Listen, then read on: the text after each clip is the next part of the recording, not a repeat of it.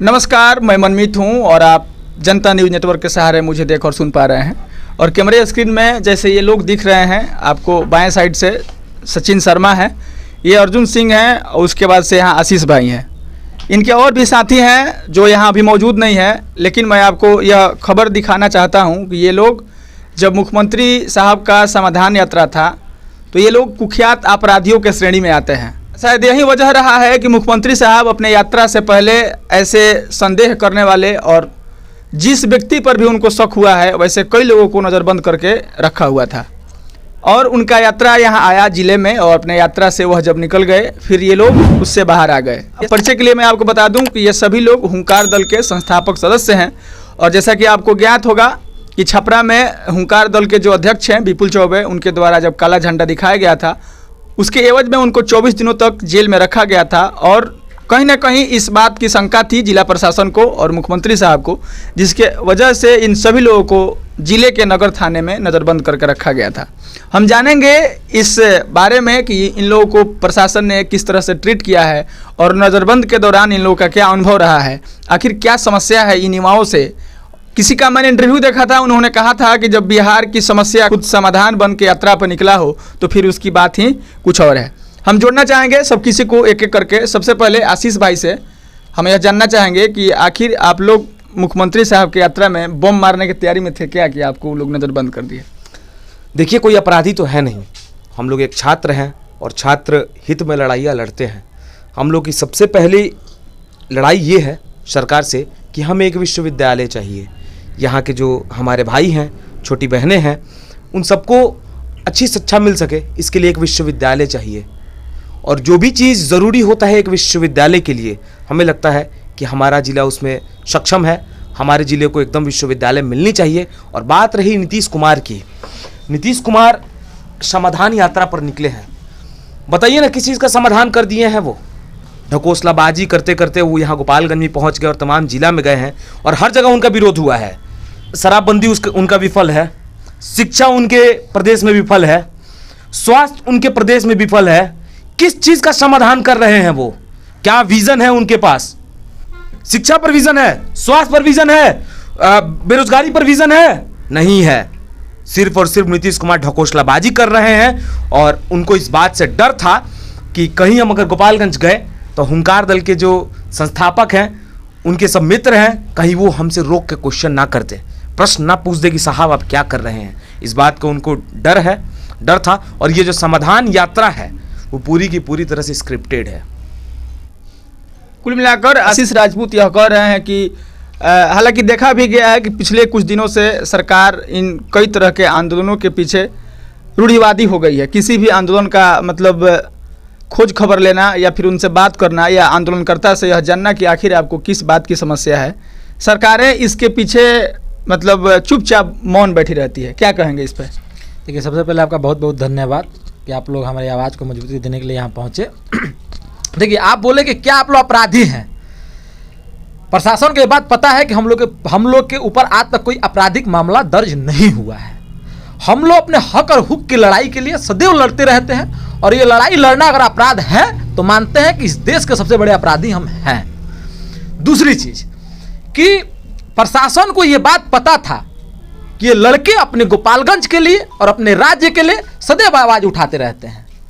जब भी हम आपके समक्ष आके अपनी बातों को रखने का प्रयास करते हैं तो आपकी तानाशाही सरकार जो है, आपके जो प्रशासनिक अधिकारी हैं जो आपके कहने पे हम लोग पे लाठियां चलाते हैं, उसका हिसाब कौन देगा? हमारे गोपालगंज में एक विश्वविद्यालय होना चाहिए जो पिछले लगभग 2 साल से हम लोग लड़ाई लड़ रहे हैं। किसी भी लड़ाई का एक अंत होता है, उस पर आपका एक विजन होना चाहिए कि भाई हम 2 साल में नहीं दे पाएंगे, हम 5 साल में देंगे, हम 10 साल में देंगे। तो हम लोग को एक हिम्मत मिलती है कि हम अपनी लड़ाई को सही दिशा में लेके जा रहे हैं। पूरा बिहार जानता है कि हम लोग का लड़ाई सही दिशा में चल रहा है। इकलौता ऐसा इंसान जो यहाँ शासक बैठा हुआ है वो अंधा है, उसको नहीं दिखता, उसको इस चीज में अपराध दिखता है। तीसरी बात यह है कि आपने बोला कि प्रशासनिक अधिकारियों से आपका क्या तालमेल रहा, तो नगर थाना के जितने भी पदाधिकारी हैं सबको मेरा तहे दिल से शुक्रिया है। एसडीपीओ साहब का शुक्रिया है कि हमें थाना तो ले जाया गया, अपराधियों की तरह ले जाया गया, लेकिन वहाँ लेके जाने के बाद हमें बहुत कोऑपरेट किया गया, किसी तरह की परेशानी नहीं हुई। गोपालगंज प्रशासन जहाँ तक हुआ हम लोग का मदद किया। हालांकि मुख्यमंत्री साहब के जाने के बाद हम लोग को छोड़ दिया गया, लेकिन दुख इस बात का होता है कि हम जैसे युवाओं का जो समाज के लिए अच्छा कार्य करने के लिए मुख्यमंत्री साहब को प्रोत्साहित करते हैं कि साहब आप करिए, हम लोग आपके साथ हैं, उन युवाओं को अगर जेल में डाला जाए तो आने वाले जो पीढ़ियां होंगी इस चीज देखकर डरती हैं, उनके घर वाले डरते हैं, हमारे घर वाले भी डरते हैं।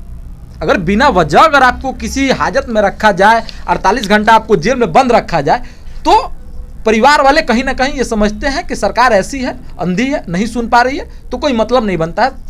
आप प्रयास हमारा जो है वो गलत दिशा में जा रहा है। अब सरकार में बैठ के अगर अंधों की तरह आंख बंद करके वहां उतरते हैं जहां सिर्फ आपके चमचे हैं,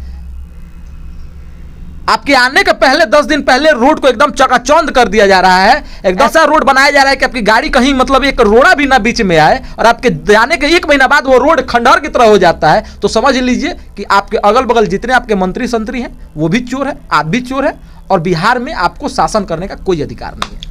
अब तक यह कहा जाता था कि जैसे स्क्रिप्टेड यात्रा चल रही है मुख्यमंत्री साहब का, और उसमें सिलेक्टेड लोग ही पहुंच पाते हैं, जिनको समस्या है, जो सवाल करने वाले लोग हैं वो सभी लोग वहाँ नहीं पहुंच पाते हैं। जैसा कि यात्रा के दौरान जिले में आने से पहले इन युवाओं को नज़रबंद कर दिया गया था। ऐसा कहा जा रहा था कि एक समय आएगा जब सरकार के तानाशाही इस शासन में पत्रकारों को भी अंदर कर दिया जाएगा। और इन युवाओं के साथ एक पत्रकार भी हैं, सचिन शर्मा नाम है, गोपालगंज अपडेट चलाते हैं। नज़रबंद के दौरान ये भी उसमें बंद थे, और पता नहीं ये लोग किस प्लान में थे, किस योजना में थे, और मुख्यमंत्री साहब को इन लोगों से किस बात का डर था, या फिर जिला प्रशासन क्या सोच रही थी कि इनको नज़रबंद किया गया है।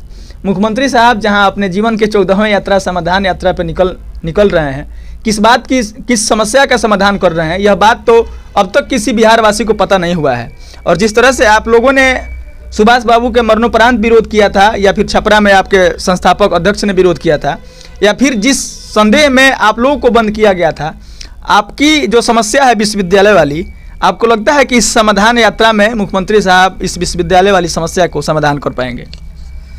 सबसे पहले तो आपका धन्यवाद, जो हम लोगों की आप बीती आप लोग अपने चैनल के माध्यम से दिखाएंगे। दूसरी बात ये कि आजकल एक नया ट्रेंड आ गया है बिहार में, आप देख रहे हैं जहाँ भी कुछ घटना हो रहा है, पत्रकार सबसे पहले वहाँ पहुँचते हैं और लोगों को खबर दिखाने की कोशिश करते हैं। तो सबसे पहले अभी आप देखे होंगे मुबारकपुर की जो घटना हुई है, वहाँ जो पत्रकारों पे केस हुआ है, छपरा अपडेट के, हाँ बसडीला में भी हुआ है। और अभी ये मुख्यमंत्री साहब आने वाले थे, मुझे खुद नहीं पता कि मैं ऐसा क्या करने वाला था जो मुझे डिटेन कर दिया गया। आखिर मुझे भी तो पता होना चाहिए, आपको पता होना चाहिए कि उसी दिन, ठीक उसी दिन विपुल चौबे जो हैं हुंकार दल के संस्थापक, वो हम लोग के बचपन के मित्र हैं, तो उनकी मम्मी का ऑपरेशन होना था, उसके लिए 2 यूनिट ब्लड की ज़रूरत थी। तो हम अर्जुन भाई और आशीष ये सारे लोग हॉस्पिटल गए और ब्लड डोनेट करके वापस हम लोग यहाँ बैठे हुए थे। तो अचानक से पुलिस आई और हम लोग को पकड़ने के लिए पुलिस पहुंची। तो बताइए, ब्लड डोनेट करके आने के बाद आदमी आराम करता है, लेकिन हम लोग को उस रात थाने में बिताना पड़ा, डिटेन करके हम लोग को रखा गया। बाकी प्रशासन की तरफ से सहयोग मिला, उसमें कोई दिक्कत नहीं है।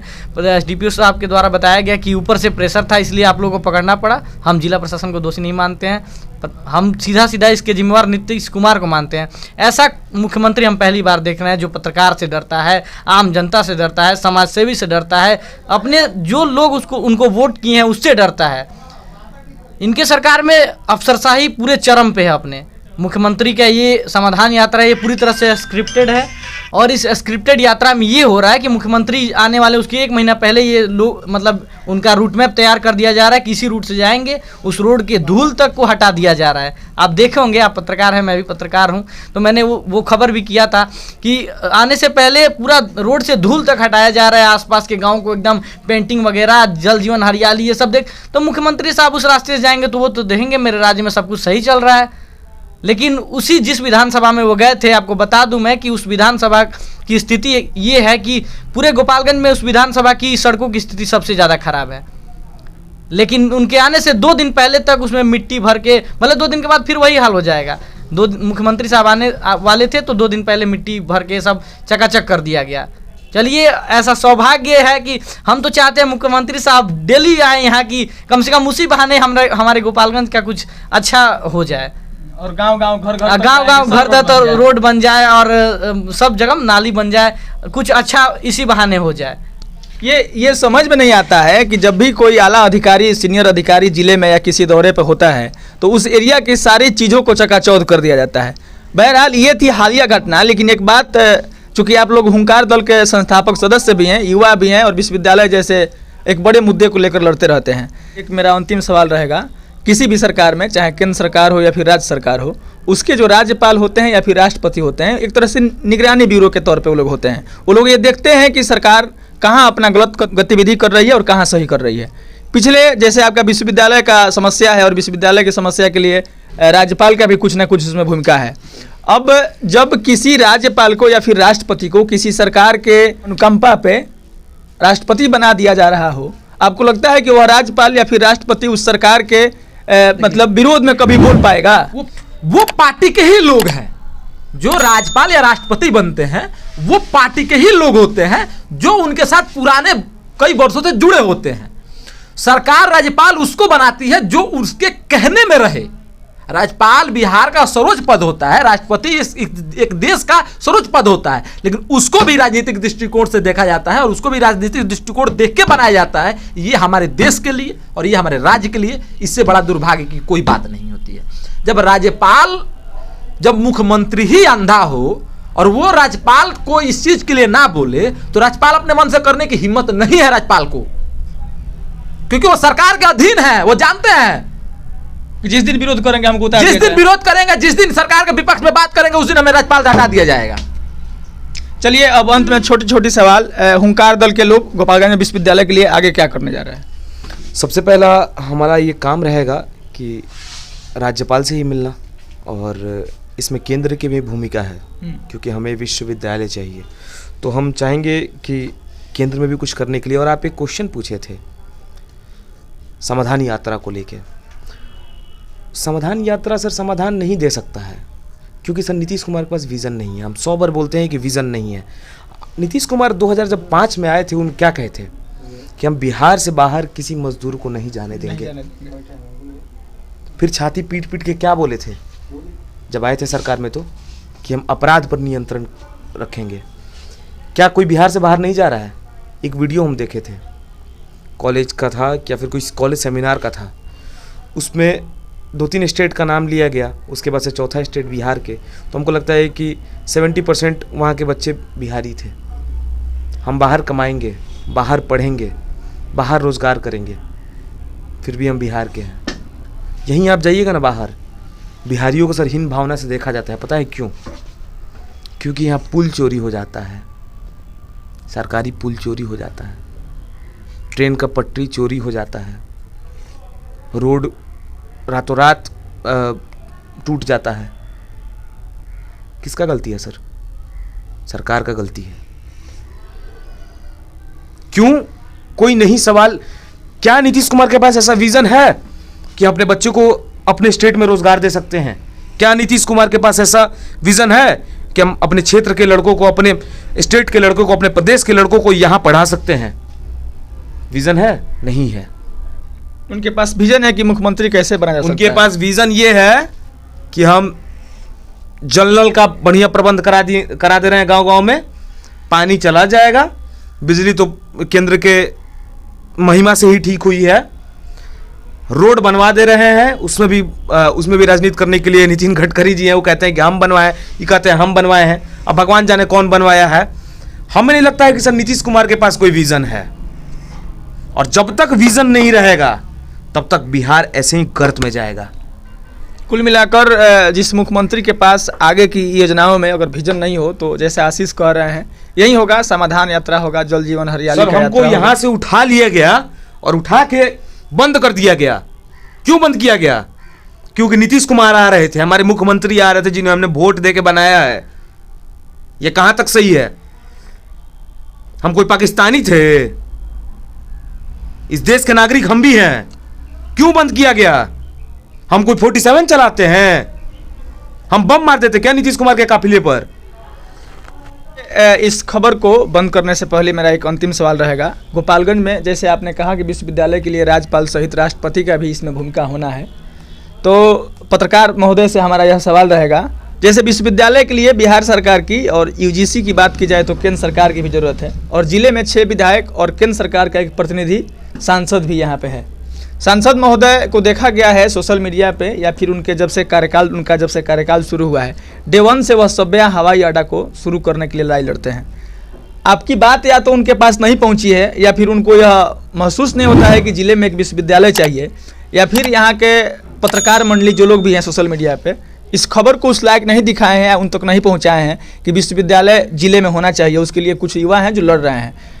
सांसद महोदय को सब्या हवाई अड्डा बेहद ज़रूरी लग रहा है या फिर विश्वविद्यालय बेहद ज़रूरी लगना चाहिए? देखिए, ये सब्या जो हवाई अड्डे की बात हो रही है, ये कोई पहले सांसद नहीं है जो उसके ऊपर राजनीति कर रहे हैं। इसके पहले भी जो सांसद हुए हैं वो लगातार बनते के साथ ही बोलते हैं कि, या फिर बनने से पहले बोलते थे कि हम सब्या हवाई अड्डा बनवा देंगे, जबकि कोई नहीं बनवा रहा है, कोई बनवा भी नहीं सकता है। पता नहीं बनेगा भी नहीं बनेगा, बनेगा भी तो भी अच्छा है और ना बने तो भी कोई दिक्कत नहीं है। मुझे लगता है कि एक यूनिवर्सिटी का मांग जो युवाओं के द्वारा हो रहा है, और मुझे भी लगता है, मैं भी एक युवा हूँ, मैंने भी अपना ग्रेजुएशन पटना से किया है, मैंने बिहार से ही किया है, लेकिन अगर मेरे ज़िला में रहता तो मैं यहीं से करता, क्यों जाता पटना, यहीं से कर लेता।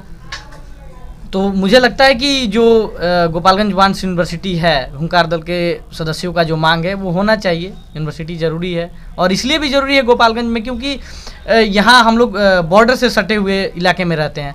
तो बिहार में जाने के बजाय, बच्चे छपरा जाने के बजाय यहाँ से 20 किलोमीटर यूपी में चले जाते हैं, वहाँ से ग्रेजुएशन करते हैं। हर साल कई लाख बच्चे हमारे जो बिहार के हैं यूपी से ग्रेजुएशन करते हैं।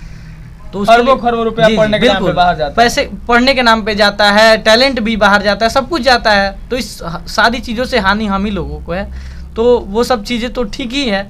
बाकी मुझे ये कहना है कि लगता है कि नीतीश कुमार की प्रशासन मन की बात भी जान ले रही है। मेरे मन में इच्छा थी कि नीतीश कुमार जब गोपालगंज जाएंगे तो मैं भी एज ए पत्रकार वहां पहुंचूंगा और सवाल करूंगा कि एक लड़का आपसे लगातार 4-4, 5-5 बार मिलने का कोशिश किया। सबसे पहले तो वो पदयात्रा करते हुए वो और उसकी टीम पहुंचती है आपके मुख्यमंत्री आवास तक, वहां आप मिलते नहीं हैं, उससे भगा दिया जाता है। दूसरी बार वो आप गोपालगंज आते हैं तो वहाँ आपसे मिलने का कोशिश करता है, वहाँ भी उसको जेल में बंद कर दिया जाता है। तीसरी बार वो छपरा पहुँचता है, आपको काला झंडा दिखाता है, आपसे मिलने की कोशिश करता है, तो 22 दिन तक जेल में बंद रखा गया है।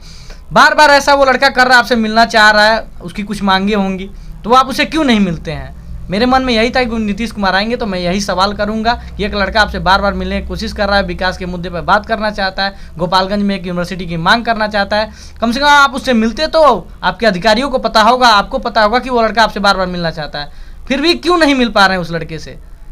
ये बात मैंने किसी को बताया नहीं था, लेकिन नीतीश कुमार को ये बात पता चल गया कि मैं ये बात पूछने वाला हूँ। मैं भी इसी जगह बैठा हुआ था, प्रशासन आई, मुझे दौड़ाया गया, मैं नाली में गिर गया, मैं नाली में डूब जाता, लेकिन भगवान का शुक्र है कि मैं बच गया। मुझे प्रशासन के द्वारा डिटेन कर लिया गया, बताया गया कि जब तक नीतीश कुमार यहाँ से चले नहीं जाते तब तक आप लोगों को छोड़ा नहीं जाएगा। आप लोग के लिए एक मैं खबर बता दूं कि पिछले दिनों मैंने एमएलसी साहब का इंटरव्यू किया था, उनसे मैंने यह सवाल किया था। उन्होंने कहा था कि देखिए, मैंने पिछले सदन में तो इस बात को रखा था, लेकिन अगर आपके नज़र में भी कहीं अगर ज़मीन हो तो मुझे बताया जाए, मैं कोशिश करूंगा कि अपने स्तर से वहाँ पे प्राइवेट विश्वविद्यालय बनवा दूँ। मेडिकल कॉलेज बनवाने के लिए ज़मीन है, इंजीनियरिंग कॉलेज बनवाने के लिए ज़मीन है, पॉलिटेक्निक कॉलेज भी है गोपालगंज जिले में, सिपाया में। ज़मीन क्यों नहीं मिलेगा? इस बात को आप बताइए कि जिस जिला में हर चीज़ के लिए ज़मीन मिल जाता है, मोदी जी की रैली के लिए कई बीघे की फसल काट दी जाती है, उस जिले में आपको ज़मीन की कमी हो गई। अभी भी सरकार के पास इतनी पर्याप्त ज़मीन है कि गोपालगंज में एक नहीं 10-10 विश्वविद्यालय खुल सकते हैं। और नेताओं को इस बात का डर है कि अगर विश्वविद्यालय खुल गया, यहाँ के बच्चे अगर साक्षर हो गए, तो हमारी जो राजनीतिक रोटियां हम अनपढ़ लोगों के बीच में सेक रहे हैं, वो आने वाले भविष्य में नहीं सेक पाएंगे। विधायक को तो यहाँ बोलना नहीं आता है सदन में। मैंने अपने सांसद साहब को सुना है सदन में बोलते हुए, पढ़ के बोलते हैं। भाई, अगर अपने क्षेत्र के बारे में अगर किसी को बताना हो और अब मुझे पढ़ने की नौबत आ जाए तो आपके पढ़ाई पे लानत है और आपके जनप्रतिनिधि होने पे लानत है। किसी विधायक को, मैंने गोपालगंज किसी भी विधायक को सदन में उठ के अपने क्षेत्र के लिए आवाज उठाते हुए नहीं देखा है। आपने देखा हो तो बताइए। पत्र लिखने से सर कुछ नहीं होता है। जब आप लड़िएगा हर चीज अपने हक को पाने के लिए, जैसे हम लोग लड़ाई लड़ रहे हैं सड़क से लेकर सदन तक, उसी तरह आपको भी गोपालगंज को विकासशील बनाने के लिए सदन में लड़ाई लड़ना पड़ेगा, उनसे मांगना पड़ेगा, जरूरत पड़े तो उनसे छीनना पड़ेगा। भीख में मांगने से 10 रुपया चंदा मिल जाएगा, आपका हक नहीं मिलेगा। उसके लिए शुरू से हमारे पूर्वजों ने लड़ाई लड़ते आया है और आगे भी जितने भी जनप्रतिनिधि हैं उनको लड़ाई लड़ना पड़ेगा, तब जाके विश्वविद्यालय बनेगा हमारे गोपालगंज जिला में। इस तमाम बातचीत में मैं आपको बिहार की राजनीति के बारे में बात बता दूं कि यही नीतीश कुमार हैं कि जब कभी रेल मंत्री हुआ करते थे और कोई दुर्घटना होती थी तो वो अपने पद से इस्तीफा दे देते थे। हालांकि वह पहले ऐसे नेता नहीं थे, लाल बहादुर शास्त्री और कई ऐसे नेता हैं जिनको जिस मंत्रालय का मंत्री बनाया गया था और उस मंत्रालय से संबंधित कोई दुर्घटना होती थी तो वो लोग राजनीतिक शुचिता का परिचय देते हुए वो लोग अपने मंत्रालय से इस्तीफा दे देते थे। बिहार की राजनीतिक परिदृश्य यह है कि वही नीतीश कुमार आज इस हाल में है कि पिछले 25 से 30 वर्षों तक किसी भी जिले में किसी एक जिला का निर्माण नहीं हुआ है, किसी एक अनुमंडल का निर्माण नहीं हुआ है, और वहीं कहीं पिछले 25-30 वर्षों में किसी एक नए विश्वविद्यालय की स्थापना नहीं हुई है। पता नहीं सरकार में बैठे सभी मंत्री, आला अधिकारी क्या कर रहे हैं। हालांकि अंदर की खबर एक ये भी है कि मुख्यमंत्री साहब या फिर सत्ता के अनुकंपा से जो लोग अधिकारी बन के बैठे हुए हैं वो लोग सरकार का विरोध नहीं कर सकते हैं। फागू चौहान को आपने देखा होगा, पिछले 6 वर्षों में फागू चौहान जी कभी भी मीडिया के सामने नहीं आए हैं। उनके जीवन में और उनके राज्यपाल रहते हुए मात्र 2 ही काम है, मुख्यमंत्री का त्यागपत्र लेना और फिर नए मुख्यमंत्री को शपथ ग्रहण करवाना। कुल मिलाकर इस खबर में और इस बातचीत में इतना ही। ऐसी तमाम खबरों के लिए बने रहिए हमारे साथ।